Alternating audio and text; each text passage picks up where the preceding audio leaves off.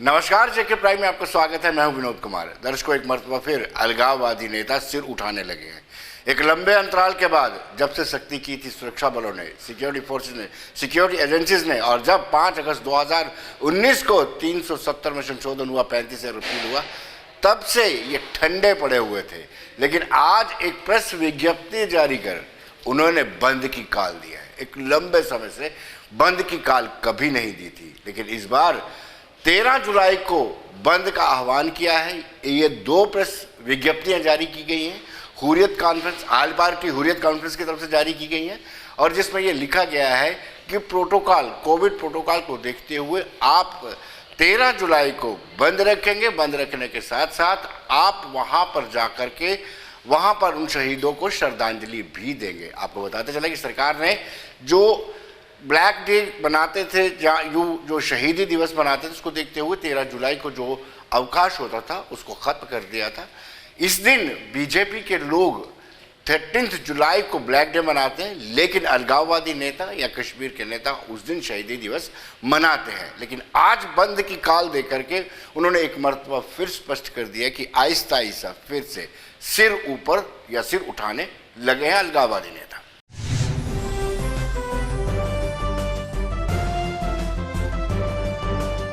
Well दर्शकों, इस वक्त सीधे फोन लाइन पर हमारे साथ जुड़ चुके हैं बीजेपी के सीनियर नेता, कश्मीर से ताल्लुक रखने वाले सोफी यूसुफ।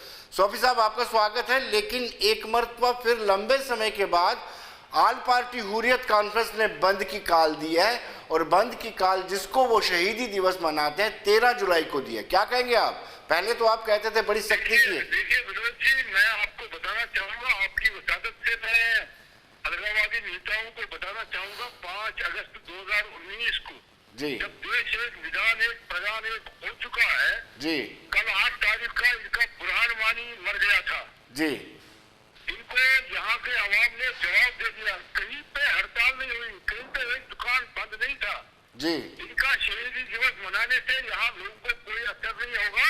आप देख लीजिएगा, यहाँ लोग बिल्कुल बाजार खुले होंगे। लोग बड़े तंग आ चुके हैं इनके जो हड़तालबाजी कराते थे। आज लोगों ने इनको नकारा है, क्योंकि बुरहान वानी के दिन 8 जुलाई को आपने देखा होगा कि हमारे वसीम बारी भी इन लोगों ने शहीद किया, उसको, उसके भाई को, उसके फादर को जी, वसीम बारी के लिए 8 जुलाई को पूरी कश्मीर रो रही थी जी, और जो बुरहान वानी इनका मर गया, जी, जो 2016 के बाद इन्होंने बड़े हड़ताल किए थे, उसके मरण दिन पर जी, कल की बात अगर मैं कहूँ, कहीं पे एक दुकान भी नहीं बंद था, कहीं हड़ताल नहीं थी। और आज जो शहीदी दिवस 13 जुलाई को मनाने जा रहे हैं, तो ये इनको बताता है कि आपको जमाना गया, लोगों ने आपको नकारा है। लेकिन सोफी साहब, क्या वजह थी कि एक मरतबा फिर हिमाकत कर दी? लंबे समय से कोई शेड्यूल नहीं, कोई हड़ताल की काल नहीं, अब हिम्मत कैसे आ गई इनकी? देखिए विरोध जी, आप जानते ही हैं कि यहाँ कुछ अपने आप को जो मेन सुप्रीम पार्टी कहते थे, उनकी अभी भी यहाँ कुछ ताकतें हैं जो जम्मू कश्मीर में अमन नहीं करना चाहते जी। मैं उन ताकतों को कहना चाहूंगा, जब आप नरेंद्र मोदी जी के पास गए, एक लोमड़ियों का चुट जब नरेंद्र मोदी के पास गए जी, तो नरेंद्र मोदी टाइगर की तरह वहाँ इन्होंने कोई बात नहीं की जी, इन्होंने कश्मीर के आवाम को धोखा दिया कि हम यहाँ से जाके सभा 370 को वापस आएंगे, जी, 35 को वापस आएंगे। जी, वहाँ इन लोमड़ियों में से किसी ने वहाँ भेजा ही नहीं। जी। तो ये अब यही लोग इनको बहकाते हैं, बट आवाम जो है यहाँ जम्मू कश्मीर की आवाम आज खुश है नरेंद्र मोदी जी के नेतृत्व में। और आप देखेंगे 13 जुलाई को कुछ भी यहाँ हड़ताल नहीं होगा, कोई हड़ताल नहीं है। क्या सोफी साहब, कहीं ऐसा तो नहीं है कि पाकिस्तान से जो महंगाई भत्ता आता है वो शुरू हो गया हो दोबारा से? सॉरी, आपकी आवाज कट रही। मैं ये कह रहा हूँ, कहीं ऐसा तो नहीं है जो पाकिस्तान से पैसा आता है दोबारा शुरू हो गया हो? नहीं, मैं सुन नहीं पा रहा हूँ।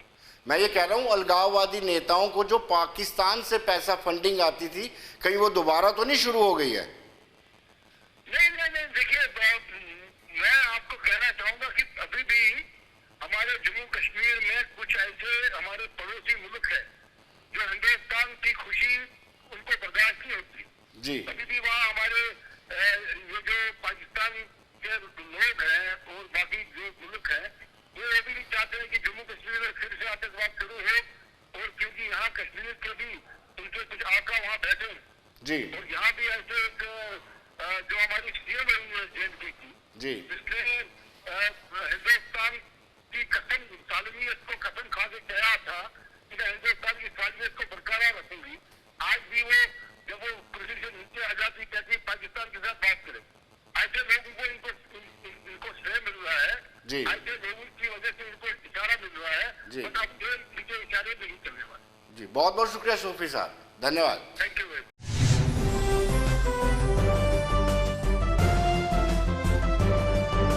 तो दर्शकों, इस वक्त फोन लाइन पर हमारे साथ जुड़ चुके हैं रिटायर्ड कर्नल वीके शाही। कर्नल शाही, आपका स्वागत है।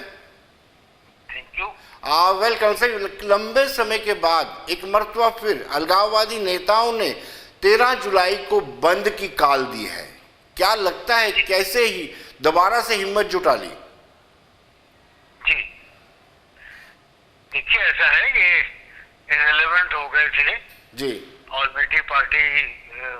ऑल पार्टी मीटिंग भी हुआ जो दिल्ली में, जी प्रधानमंत्री ने सबको बुलाया, जी और ये जो एक जमाने में नखरे दिखाया करते थे कि हम बात करेंगे या नहीं करेंगे, हमारी चॉइस है, जी उसके बाद गिलानी साहब की सेहत और फिर गिलानी साहब खुद अपने आप को रिटायर करके गायब हो गए, जी तो ये अपना शायद प्रेजेंस महसूस कराना चाहते हैं, जी खास तौर पे जब पॉलिटिकल एक्टिविटीज को रिवाइव किया जा रहा है, डेमोक्रेटिक प्रोसेस को रिवाइव किया जा रहा है, तो they are looking for a space कि हमारी भी कहीं जगह इस पूरे बदलते हुए माहौल में कहीं थोड़ा स्पेस मिल जाए, तो अपनी प्रेजेंस को शायद महसूस कराना चाहते हैं वो लोग। जी अब डिपेंड करेगा कि किस हद तक उनकी ये कॉल को आज लोग ऑनर करेंगे और समझ पाएंगे।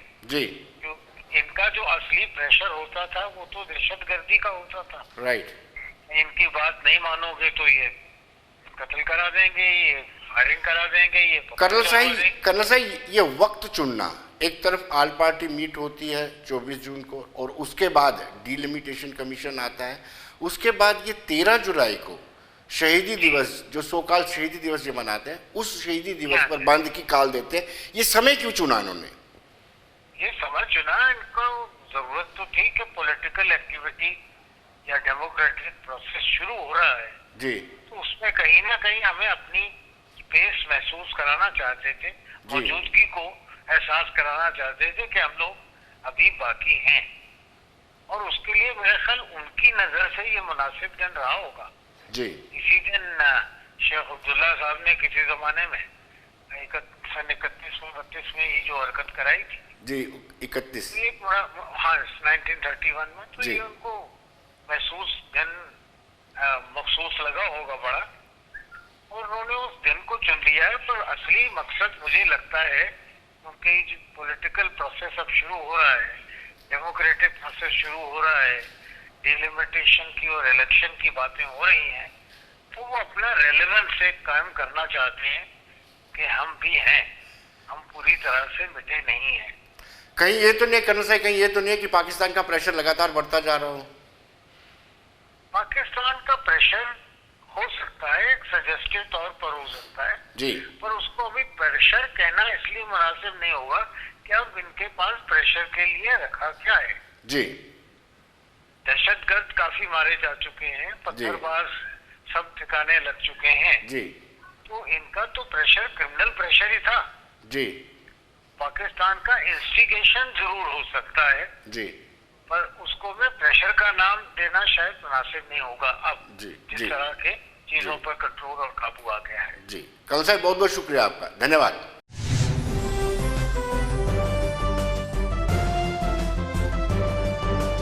दर्शकों, अब हम फोन लाइन पर बात करेंगे विश्व हिंदू परिषद के प्रदेश कार्यकारी अध्यक्ष राजेश गुप्ता से। राजेश जी, आपका स्वागत है। नमस्कार जी।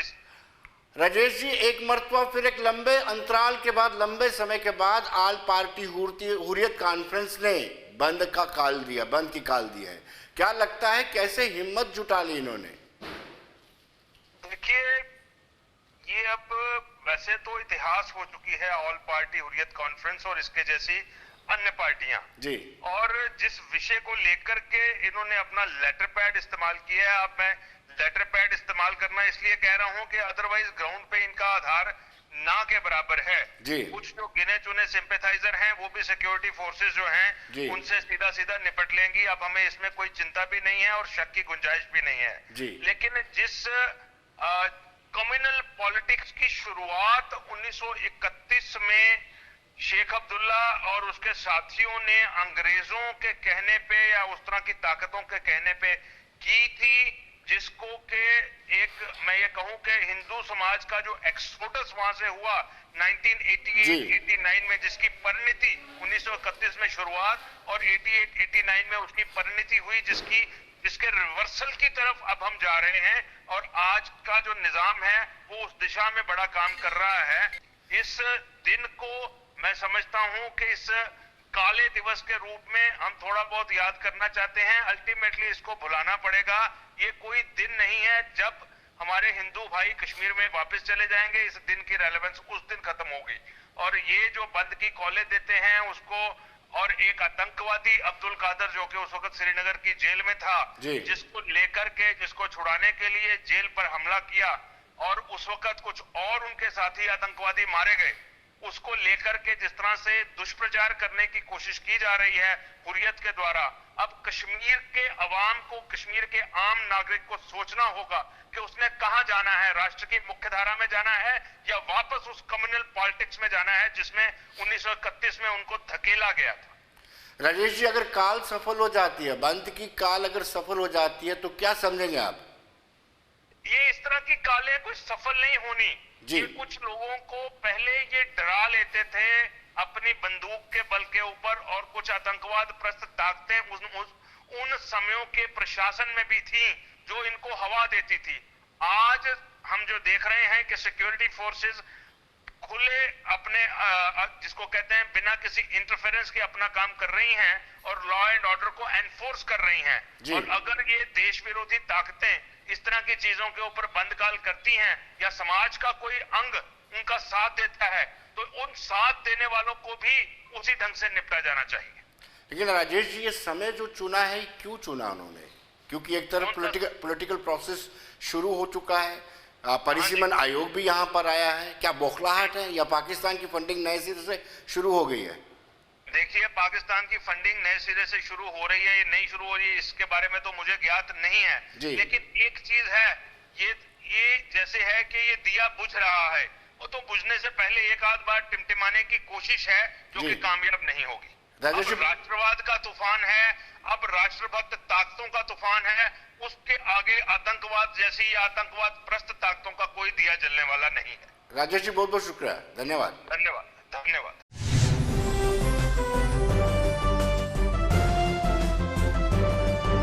दर्शकों, फेज 3 या वेव 3 की बात करें तो वेव 3 को लेकर के चिंताएं लगातार बढ़ती जा रही हैं। महाराष्ट्र और केरल में लगातार मामले बढ़ते जा रहे हैं, कम नहीं हो रहे हैं, और हम लापरवाही भी लगातार करते जा रहे हैं। हमने इस बाबत डायरेक्टर हेल्थ से बातचीत की, हमने प्रिंसिपल गवर्नमेंट मेडिकल कॉलेज से बातचीत की। आइए देखते हैं उनका क्या कहना।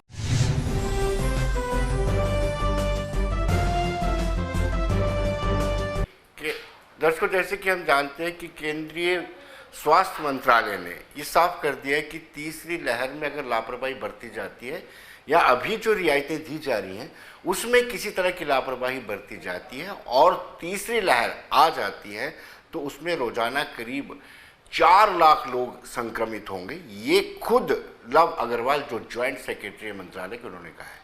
हम जम्मू कश्मीर में या जम्मू प्रोविंस में किस तरीके से स्वास्थ्य विभाग ने तैयारी की है उस पर चर्चा करेंगे। डायरेक्टर हेल्थ रेणु शर्मा हमारे साथ, डॉक्टर रेणु शर्मा हमारे साथ मौजूद है। डॉक्टर रेणु, हमारी क्या तैयारी है अगर तीसरी लहर आ जाती है, वेव 3 आती है तो? हाँ जी, देखिए, जैसा कि आप जानते हैं और प्रेडिक्ट करा है साइंटिस्ट ने कि थर्ड वेव जो है कोविड की वो आ सकती है, शीघ्र ही आ सकती है। अब इसके बारे में कितनी स्ट्रॉन्ग वो आएगी, क्या इफ़ेक्ट्स उसके होंगे, ये जो वेरिएंट्स आ रहे हैं कोविड वायरस के, डिफरेंट टाइप्स ऑफ वेरिएंट्स जो आ रहे हैं डिफरेंट कंट्रीज़ में आ रहे हैं, इनका क्या इफ़ेक्ट होगा आफ्टर इम्यूनाइजेशन, जैसे लोगों को टीके भी लग गए हैं, उसके बाद ये कैसा असर करेंगे, ये प्रेडिक्ट करना बहुत मुश्किल है। बट हम लोग जो हेल्थ डिपार्टमेंट है हमारा, under the guidance and directions of honourable LG and chief secretary of UT and additional chief secretary Shri Atal Dulloo ji की गाइडेंस में हम लोग तैयारियां कर रहे हैं। जैसे ही हमारी सेकेंड वेव के में केसेस थोड़े कम होना शुरू हुए थे तो इमीडिएटली तैयारियां जो थी थर्ड वेव के लिए हमने स्टार्ट कर दी थी। इनमें हमने मेन जो चीज़ है वो अपने डॉक्टर्स और स्टाफ को रिफ्रेशर कोर्सेज और ट्रेनिंग्स जो हैं वो रिपीटेडली हमने उनको ट्रेनिंग्स मेडिकल कॉलेजेस में कराई हैं। कुछ को जम्मू मेडिकल कॉलेज इस वक्त भी ट्रेन हो रहे हैं, बाकी लोग जो है वो न्यू मेडिकल कॉलेजेस, जो 3 हमारे मेडिकल कॉलेजेस हैं, डोडा, कठुआ और राजौरी, वहाँ पर भी ट्रेनिंग्स इनकी जो है वो कंटिन्यूस चल रही हैं। जैसा कि आप जानते हैं हमारे डिस्ट्रिक्ट हॉस्पिटल्स इस वक्त वेल इक्विप्ड हैं टू मैनेज कोविड, और इवन सेकेंड वेव में बहुत से हमारे पेशेंट्स जो हैं वो डिस्ट्रिक्ट हॉस्पिटल्स में ट्रीट हुए और ठीक भी हुए, रिकवर होके खुशी खुशी अपने घरों को गए।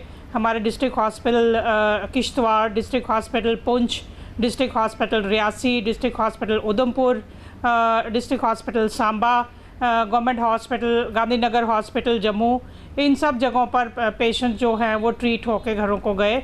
डॉक्टर रेनू नटशेल में देखा जाए कि वेव 2 के बाद आपने कितनी कैपेसिटी बढ़ाई है, चाहे वो बेड की हो, चाहे वो ऑक्सीजन की हो, चाहे वो मैन पावर की हो, क्योंकि उसमें इजाफा तो करना ही पड़ेगा। अगर वेव 3 से आपने जूझना है, वेव 3 से आपने वेव 3 को टैकल करना है, तो कम से कम जो कैपेसिटी है उसको बढ़ाना पड़ेगा। आपने बिल्कुल ठीक कहा, हमने सेकेंड वेव में ही अपनी कैपेसिटी जो थी ऑक्सीजनेटेड बेड्स की वो बढ़ा ली थी, और इवन ऑक्सीजन सप्लाईज़ की कैपेसिटीज़ भी बढ़ा ली थी।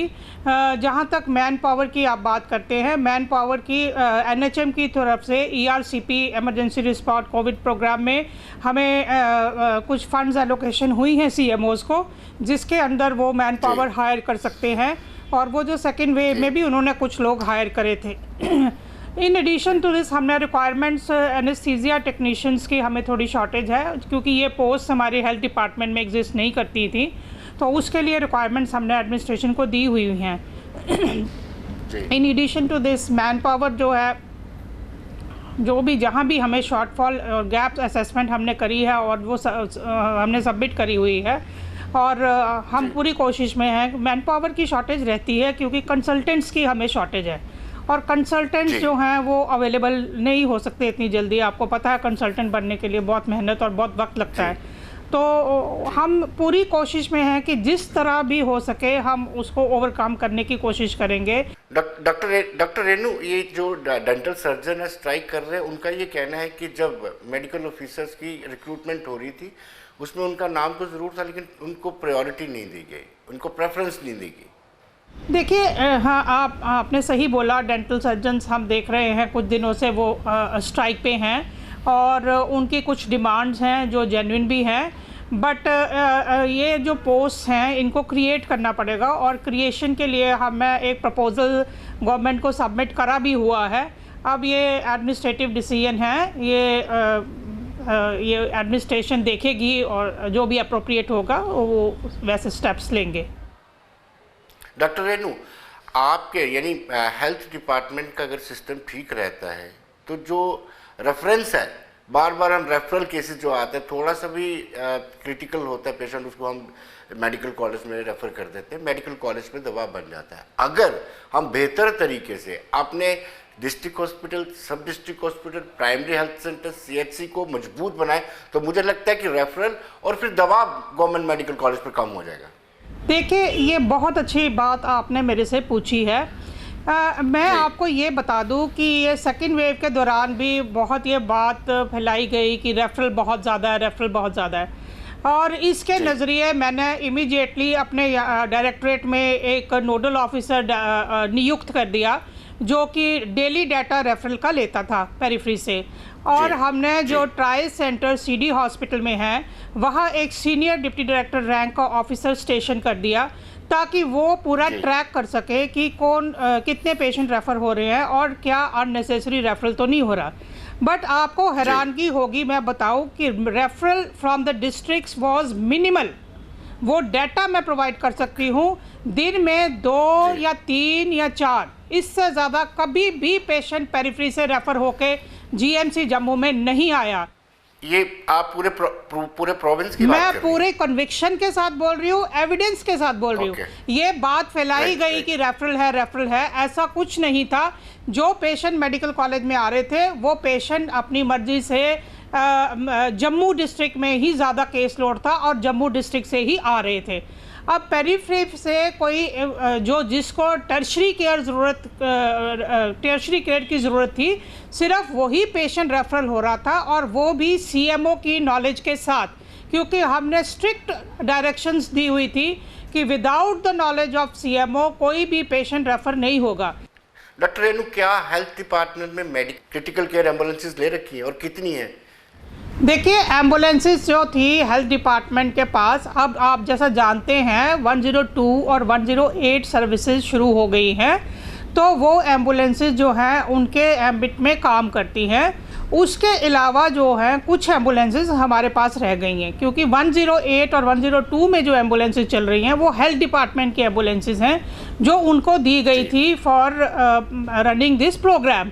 तो और 108 ने कोविड के दौरान बहुत ही अच्छा काम किया है। हालांकि उनके कॉन्ट्रैक्ट में ऐसा नहीं था कोविड पेशेंट को फेरी करने का, क्योंकि उस वक्त जब कॉन्ट्रैक्ट हुआ था कोविड था ही नहीं, कोविड कहीं भी पिक्चर में नहीं था। बट उन्होंने फुली हमारे साथ कोऑपरेट करा और उन्होंने बहुत अच्छी सर्विसेज जो है वो लोगों को दी हैं। ये मैं मानती हूँ कि हमारी स्टेट जो है, स्पेशली जो जम्मू प्रोविंस है, वो एक हिली स्टेट है और बहुत ही डिफ़िकल्ट एरियाज़ हैं, दूर दराज फार फरलॉन्ग एरियाज़, जैसे किश्तवाड़ के आगे पाडर दक्षिण और रामबन में उखराल जैसी जगह और कठुआ में बनी जैसी जगह जो बहुत दूर हैं डिस्ट्रिक्ट हेडक्वार्टर से भी, और उन जगहों पे एम्बुलेंस सिस्टम को स्ट्रेंथन करने की बहुत सख्त ज़रूरत है।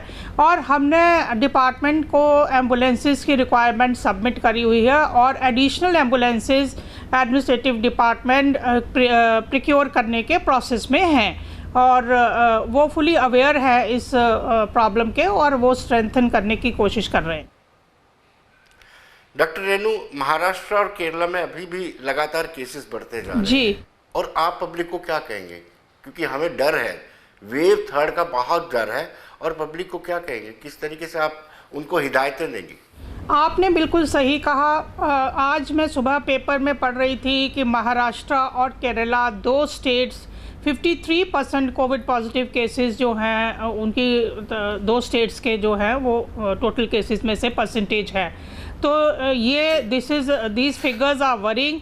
और अब क्योंकि आप जानते हैं कि ओपन अप हो रहा है, हर कुछ, बाज़ार खुल गए हैं, ट्रांसपोर्ट्स खुल गई हैं, टूरिज़्म हो रहा है, लोग अपनी रूटीन में आहिस्ता आहिस्ता आ रहे हैं रूटीन लाइफ में, और ये बहुत ज़रूरी भी है क्योंकि 1.5-2 साल से सब कुछ बंद पड़ा था।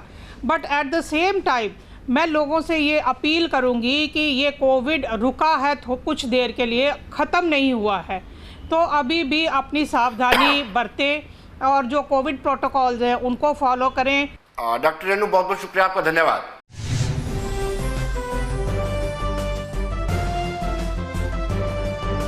दर्शकों, जैसे कि हम सब जानते हैं कि वेव 3 को लेकर के चिंताएं बढ़ गई हैं और शायद यही एक कारण है कि कल स्वास्थ्य मंत्रालय ने ये साफ साफ संदेश दिया है कि अगर लापरवाही बरती गई और वेव 3 आ जाती है, 3 वेव आ जाती है, तो रोज़ाना 4 लाख केसेस आएंगे। ये चिंता की बात है। और हमें जो रियायतें सरकार ने दी हैं उसको अगर हमने गलत इस्तेमाल किया, दुरुपयोग किया, तो कहीं ना कहीं वेव 3 आ जाएगी। अगर वेव 3 आएगी तो मुझे लगता है कि वेव 1, वेव 2 से ज़्यादा घातक हो सकती है, क्योंकि आज भी हम देख रहे हैं कि महाराष्ट्र और केरला में लगातार केसेस बढ़ते जा रहे हैं। इस वक्त हमारे साथ मेडिकल कॉलेज और एसोसिएट कॉलेजेस के प्रिंसिपल डॉक्टर शशि सूदन हमारे साथ जुड़ हुए हैं। डॉक्टर शशि, आपका स्वागत है। मैं ये आपसे पूछना चाहता हूँ कि हमारी कितनी तैयारी है? वेव 2 भी आपने एक्सपीरियंस किया, वेव 1 का भी एक्सपीरियंस आपको है, वेव 3 के लिए हम कितना तैयार हैं? हाँ, जैसे हमारी 2 जो वेव्स हो चुकी है कोविड की, दूसरी वेव पहली से बहुत अलग थी, बहुत मैं कहूँगी एक्सप्लोसिव वेव थी, जिसमें ट्रांसमिसिबिलिटी बहुत थी, परिवारों के परिवार इकट्ठे इन्फेक्ट हो गए, यूथ इन्फेक्ट हुआ, डेथ्स ज़्यादा हुई। तो उससे हमने सीखा है ये बात कि वायरस जो है म्यूटेशन प्रोन है, और थर्ड वायरल म्यूटेंट जो रिस्पॉन्सिबल होगा अगर कहीं, जैसे कि पूरे विश्व में भी एक प्रेडिक्शन है कि थर्ड वेव आएगी जी। और उसके लिए प्रिपेयर्डनेस की ज़रूरत तो है ही। ये वही प्रिपेयर्डनेस है जैसे हमने पहली वेव के बाद, डिक्लाइन के बाद तैयारी रखी थी, तो हम कोप अप कर पाए थे सेकेंड वेव के साथ। Just marginally we were just sufficient. उसमें जस्ट सफिशेंट का मतलब है कि अगर ये और प्रकोप लॉकडाउन कर दिया गया और ये बड़ी सारी पैंडमिक कंट्रोल मेजर्स हुई, तो उससे ये हुआ कि हम सफिशेंट निकले। नहीं तो पैंडमिक में एक एप्रीहेंशन रहती है कि इतना ज़्यादा इन्फेक्शंस हो जाएं, इतनी पब्लिक सफ़र करने लगे, और हमारी जितनी भी तैयारियां हैं, हमारा हेल्थ केयर इंफ्रास्ट्रक्चर और हमारे जो ये जितना हेल्थ केयर प्रोफेशनल्स हैं, वो कहीं इनसफिशेंट ना होने लगे। डॉक्टर सुदन, सवाल ये उठता है कि पहला जब वेव फर्स्ट आई थी तो हमारे पास एक्सक्यूज था कि पेंडेमिक है, हमें पता नहीं था, लेकिन वेव सेकेंड ने भी ज़्यादा नुकसान पहुंचाया। क्या हम वेव सेकेंड के लिए अच्छी तैयारी नहीं कर पाए थे? सेकेंड वेव के लिए हमारी तैयारी पूरी थी, लेकिन नुकसान सारी जगहों ज़्यादा हुआ। उसका रीज़न था कि डिजीज़ प्रोसेस जो था वो सीवियर था, और वायरस जो था वो ज़्यादा विरुलेंट था, और ये पहचाना भी गया बाद में सीक्वेंसिंग से कि इसको वेरिएंट ऑफ कंसर्न या इंडियन वेरिएंट नाम दिया गया। ये वही वेरिएंट था जिसने महाराष्ट्र में, उत्तराखंड में, छत्तीसगढ़ में, दिल्ली में, पंजाब में ज़्यादा नुकसान पहुंचाया था।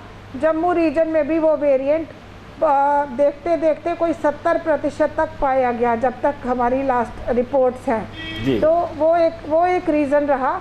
दूसरा, हमारे जम्मू के लोग शायद हेल्थ को इतनी प्रायोरिटी नहीं दे पाए कि वो टाइम के रहते हमारे पास हॉस्पिटल्स में रिपोर्ट नहीं हुए।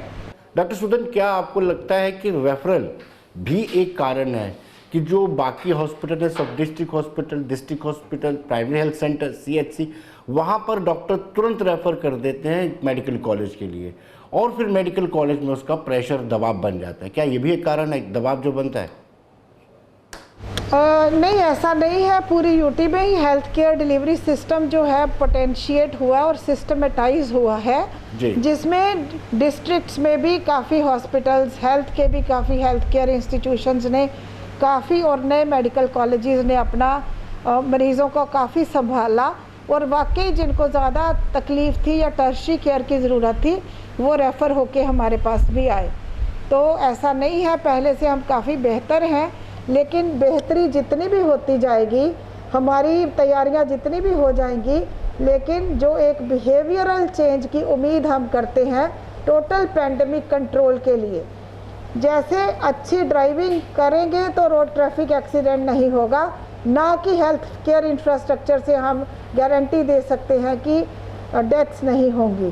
तो एक बिहेवियरल चेंज की ज़रूरत है। डॉक्टर सुदन, हमने कितनी कैपेसिटी बढ़ाई है? क्योंकि सवाल ये उठता है कि वेव 1 में देखा हमने, फिर उसके बाद वेव 2 की तैयारी की, हमने क्षमता बढ़ा दी, बेड्स बढ़ा दिए गए, ऑक्सीजन की व्यवस्थाएं कर दी गई, मैन पावर की व्यवस्था कर दी गई। इस वक्त 3 वेव 3 को लेकर के हमने क्या कैपेसिटी बढ़ाई है, कितनी कैपेसिटी बढ़ाई है? कैपेसिटी आप ये मान के चलिए कि जब से कोरोना वायरस या SARS-CoV-2 इसको बोलते हैं, ये डिजीज़ आई है कोविड-19 जी, एक दिन भी ऐसा नहीं निकला है कि कोई कैपेसिटी बढ़ाने में कोई कमी की गई हो या गति धीमी हुई हो। दिन प्रतिदिन कैपेसिटी बिल्ड अभी भी हो रही है, वो in terms of oxygen supported beds.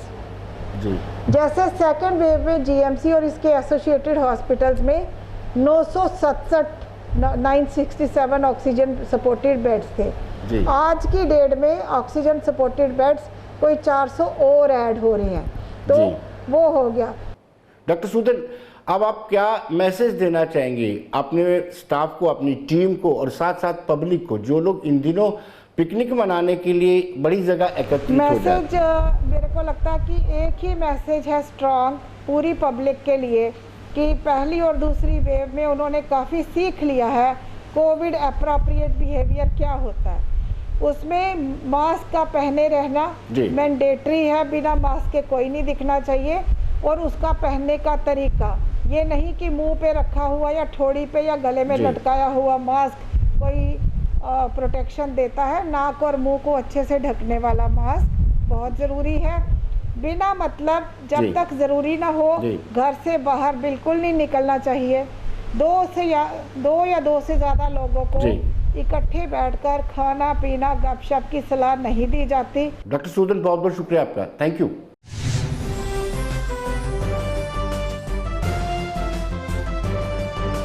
तो दर्शकों, बने रहिए देश दुनिया की खबरों के लिए और मुझे दीजिए इजाजत।